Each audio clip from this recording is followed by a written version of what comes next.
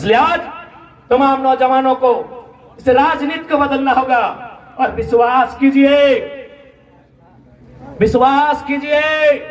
जिस दिन नौजवान आई हेट पॉलिटिक्स नहीं आई लव पॉलिटिक्स कहेंगे, कसम से बदलाव होगा। आज वो लड़का, साधारण सा लड़का 2 साल पहले जिसको कोई जानता नहीं था, आज राजनीति में ईमानदारी पूर्वक आया है, समर्पित भाव से आया है और संविधान को पढ़ के आया है। इतना ताकतवर बना है कि गिरिडीह और धनबाद में लोग हिम्मत नहीं कर रहे कैंडिडेट कौन होगा।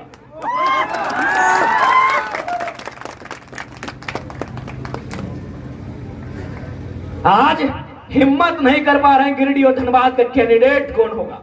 एक लड़का, एक 29 साल का लड़का आज दुनिया की, इस विश्व की सबसे बड़ी पार्टी को सोचने पे मजबूर किया है। सोचिए, एक की जगह जिस दिन 1000 नौजवान ऐसे आएंगे, क्या बदलाव राज्य में हो सकता है। सोच के देखिए, एक लड़का, एक आवाज, एक दहाड़ और दिल्ली आज डगमग है। आज माननीय अमर कुमार बावरी भारतीय जनता पार्टी से विपक्ष का नेता है, इसमें उनकी काबिलियत नहीं है महोदय, क्योंकि वो जेबीएम से विधायक थे, दल बदलू है, लेकिन फिर भी भारतीय जनता पार्टी में सम्मान मिला क्योंकि आंदोलन हो रहा था बोकारो में और आंदोलन टाइगर जयराम को कर रहा था। यही मांडू के विधायक माननीय श्री जयप्रकाश भाई पटेल आज विपक्ष के सचेतक बने हैं, ये भी दल बदलू है, झारखंड मुक्ति मोर्चा से बीजेपी में गए हैं। ये सम्मान उनकी योग्यता पे नहीं मिला है। देखा कि कौन लड़का है, नारे एक रे घरवा के लग रहे जाट भैया, चलिए एक ऊपर उठाइए, एक को ऊपर उठाइए, अगला को दबाना है। तो ये 2 साल का रिपोर्ट कार्ड है आपके सामने। एक महोदय गए रामगढ़ से सांसद राज्यसभा, बुढ़ारी उम्र में गए हैं। क्यों? क्योंकि बिहार के माननीय नीतीश कुमार ने भी देखा कि आंदोलन करने वाले लोग कौन हैं, राज्यसभा भेजने का काम। एक लड़का आज राज्य में उथल पुथल मचा के रखा है और शायद हो सकता है कि धनबाद, जिसे पूरे झारखंड की 14 लोकसभा में हॉट सीट कहा जाता है, कोयला का सल्तनत कहा जाता है, उस कोयले की सल्तनत में 1952 में पहला चुनाव हुआ था। शायद 2024 में उम्मीद है पहली बार कोई खतियानी बेटा को नेशनल पार्टी शायद टिकट दे दे। ये उसकी योग्यता नहीं होगी, ये एक लड़के की धाकड़ आवाज का परिणाम है, एक लड़के की आवाज का परिणाम है। एक लड़के की आवाज से आज झारखंड की राजनीति की तस्वीर बदली है। सोच के देखिए, वो संख्या जिस दिन 100 होगी, वो संख्या जिस दिन 1000 होगी, वो जिस दिन संख्या लाख होगी, और खासकर जिस दिन संख्या लाख होगी, अच्छे अच्छों की खाक हो जाएगी। इस बात को याद रखिए।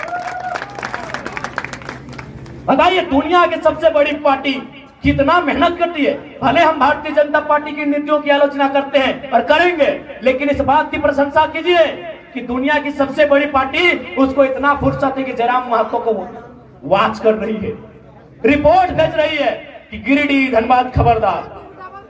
दुनिया की सबसे बड़ी पार्टी इस लड़के को वॉच कर रही है, पल पल का खबर भेज रही है कि गिरिडीह लोकसभा, धनबाद लोकसभा में खबरदार। यहाँ एक पारसनाथ का मतवाला टाइगर आया है जो किसी से झुकने वाला नहीं है, वह जब बोलता है सबकी खोल के रख देता है। सोचिए, इसलिए आज नौजवानों,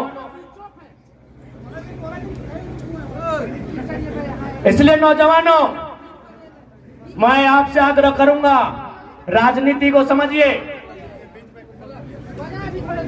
इसलिए आप लोग राजनीति को समझिए। राजनीति को नहीं समझेंगे तो हमारा हाल क्या होगा।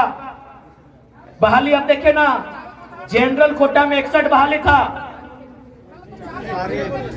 61 बहाली था ना, जनरल कोटा में शिक्षकों की थे ना, जेई, सॉरी माफ कीजिएगा, जेई में 61 बहाली था। आपको जानकारी होना चाहिए, 39 यूपी बिहार राजस्थान के लोग ले गए, आपके हिस्से में 22 आया, और कसम से बोलते हैं उस 22 में भी बहुत सारा बिहार का लोग झारखंडी बना है। अरे ये तो मालूम हुआ कि अभी उसका मूल पता क्या है। बताइए आपके हिस्से में क्या आ रहा है, अभी बताइए। पढ़ने लिखने वाले नौजवान, गिरिडीह हजारीबाग धनबाद ये पढ़ा लिखा क्षेत्र है, पढ़ाई लिखाई में कोई कमी नहीं है, लेकिन देखिए आपके हिस्से को कहां बेचा जा रहा है। हम वोट बेचते हैं, वो हमारी नौकरियों को बेचते हैं। 27 लाख में पेपर लीक हुआ, मालूम होगा आपको। सीजीएल की परीक्षा हम भी दिए थे, आप भी दिए थे। नौजवान यहाँ बैठे हैं, यहाँ मुझे लगता है दर्जनों नौजवान हैं जो सीजीएल की परीक्षा में बैठे हैं। बताइए कितना अन्याय इस राज्य के साथ होता है। आप सोच के देखिए क्या अन्याय इस राज्य के साथ होता है। आइए से बैठिए। और हमारे बहुत सारे अतिथिगण आए हैं रामगढ़ से, बगोदर से, मनोज दा भी आए हैं, रवि जी भी आए हैं। आप लोग मंचासीन होंगे तो सोच के देखिए क्या व्यथा है झारखंड। चूंकि मेरी आवाज इस ग्राउंड के अलावे चारों ओर जा रही है, वहां शायद अन्य राज्यों के लोग रहते हैं, खासकर बिहार बंगाल के लोग जरूर रहते हैं, उत्तर प्रदेश उड़ीसा के लोग भी रहते हैं। मैं स्पष्ट कहना चाहूंगा, बिहार को हम बड़ा भाई मानते हैं, बंगाल भी हमारा बड़ा भाई है, उड़ीसा भी हमारा बड़ा भाई है। 1912 में बिहार अलग हुआ, 1936 में उड़ीसा अलग हुआ, 2000 में झारखंड अलग हुआ। भैया जब 1912 में बिहार अलग हुआ, बंगाल वालों ने आज तक बिहार में एक भी डाका नहीं डाला है।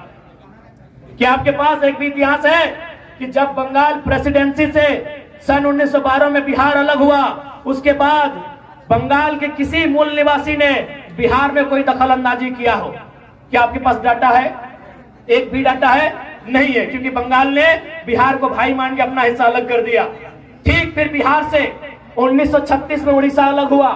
क्या बिहार के लोगों ने उड़ीसा में दखल अंदाजी किया है? नहीं किया है। लेकिन जैसे ही झारखंड अलग हुआ, सब लोग यहाँ टांग गड़ा के बैठे हैं। ये दुर्भाग्य का बात है।